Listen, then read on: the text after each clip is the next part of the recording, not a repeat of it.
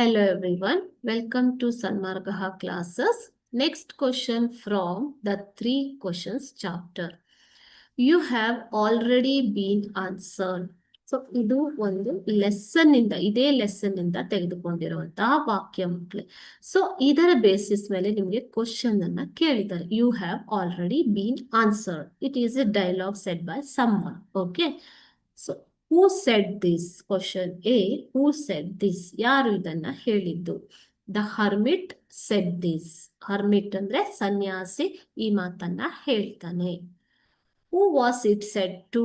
ಯಾರಿಗೆ ಇದನ್ನ ಹೇಳಿರುವಂಥದ್ದು? It was said to the king. ರಾಜನಿಗೆ ಹೇಳಿರುವಂಥದ್ದು.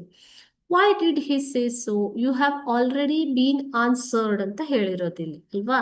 ಸೊ ಯಾಕೆ ಆ ಥರ ಹೇಳ್ತಾನೆ? What is the reason? Because the king waited for a day and finally requested to answer him.